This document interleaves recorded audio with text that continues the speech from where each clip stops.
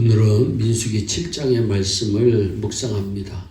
민수기 7장은 여호와께서 모세에게 이르시되라고 하는 말씀이 여러 번 나옵니다. 그리고 마지막 절인 89절에 모세가 회막에 들어가서 여호와께 말하려 할 때에 증거계 위, 속죄소 위 두 그룹 사이에서 자기에게 말씀하시는 목소리를 들었으니 여호와께서 그에게 말씀하심이었더라 말씀합니다. 성령님은 하나님의 음성을 듣는 도구입니다. 귀를 열게 하시는 영입니다. 귀가 열려 있어야 들을 수 있고 귀가 열려 있어야 우리가 잘 들을 수가 있는 것입니다. 하나님의 소리는 언제나 항상 있습니다. 우리 하나님은 끊임없이 소리로 말씀하시는 분이십니다. 하나님의 그 소리를 들을 수 있어야 하나님의 사람입니다. 엘리야 선지자는 이세벨이 자신을 죽이려 한다는 말을 듣고 노뎀나무 아래에서 죽기를 자청하였습니다. 하나님은 죽여달라고 하는 엘리야에게 힘을 주시고 여호와 앞에서 산에 서라고 말씀하십니다.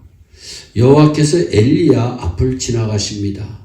하나님은 강한 바람 가운데 계시지 않았습니다. 하나님은 지진 가운데에도 계시지 않았습니다. 하나님은 불 가운데에도 계시지 않았습니다. 하나님은 세미한 소리 가운데 계시며 엘리야야 네가 어찌하여 여기 있느냐 말씀하십니다. 예후에게 기름을 부어 이스라엘의 왕이 되게 하라고 하십니다. 엘리사에게 기름을 부어 엘리야를 대신하여 선지자가 되게 하라고 하십니다. 하나님의 소리를 들으면 하나님이 주시는 사명이 보입니다. 계시록에서 귀 있는 자는 성령이 교회들에게 하시는 말씀을 들을지어다 말씀합니다. 이 말씀은 에베소, 서버나, 보가모, 도아디라, 사데, 빌라델비아, 라오디게아 7교회에 똑같은 결론으로 주신 말씀입니다. 때로는 듣기 싫은 말씀이 우리에게 있습니다. 그러나 들어야 합니다. 사도행전 7장 5절 54절에 그들이 이 말을 듣고 마음에 찔려 그를 향하여 이를 갈았다고 말씀합니다. 유대인들은 스데반이 설교하였을 때에 마음에 찔리는 말씀이었지만 그 말씀을 들으려고 하지 않았습니다. 잘 들어야 되는데 그 말씀 듣는 것을 거부하였습니다. 귀에 들리고 마음에 찔리면 회개해야 하는데 이를 갈았습니다. 이미 양심의 화인을 맞은 것입니다. 민수기 7장 89절 읽었지만 속죄소 위 두 그룹 사이에서 자기에게 말씀하시는 목소리를 들었다고 성경은 말씀합니다. 성막안 속죄소에서 하나님이 모세에게 말씀하십니다. 성막에서 말씀하신 하나님은 성전에서 말씀하십니다. 바로 그 하나님은 교회에서 말씀하시는 하나님이십니다. 하나님은 우리를 만나시고 말씀하시는 하나님이심을 믿으시기를 바랍니다. 사람이 귀가 있다고 다 듣는 것은 아닙니다. 말한다고 해서 모든 사람이 다 듣는 것이 아닙니다. 빌립보에서 바울은 안식일에 강가에서 많은 여인들에게 말씀을 전했지만 누디아라고 하는 한 여인만이 귀가 열려 들었습니다. 사무엘은 엘리 제사장을 따라 성전에서 자랐던 분입니다. 하나님께서 사무엘을 부르셨지만 사무엘은 알지 못하고 엘리에게 갑니다. 두 번째 엘리에게 갔을 때 엘리는 하나님께서 사무엘을 부르시는 것을 알았습니다. 엘리는 하나님이 부르시면 말씀하옵소서 주의 종이 듣겠나이다라고 가르칩니다. 다시 하나님이 부르셨을 때 사무엘은 엘리의 가르침대로 말씀하옵소서 주의 종이 듣겠나이다라고 대답합니다. 사무엘은 어릴 때부터 하나님의 말씀을 듣는 훈련이 잘된 선지자입니다.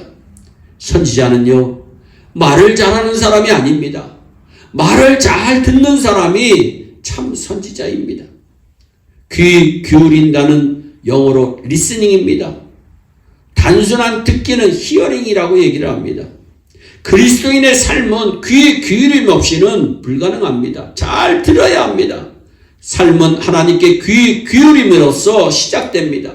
예수님께서 말하기 전에 먼저 우리는 귀를 기울여야 합니다. 귀를 기울이고 들어야 합니다. 사실 기도도 말하기가 아니라 하나님의 음성을 듣는 훈련입니다.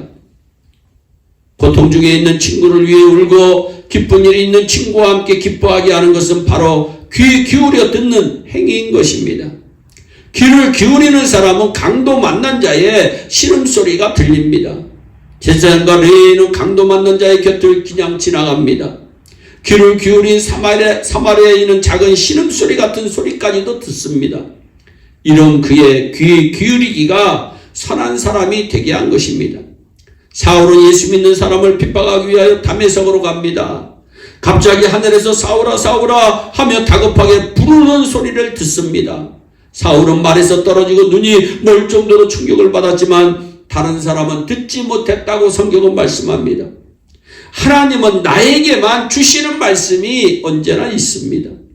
에레미야 29장 19절에 여호와의 말씀이니라 너희 말이 내 말을 듣지 않았기 때문이니라 분명히 말씀합니다.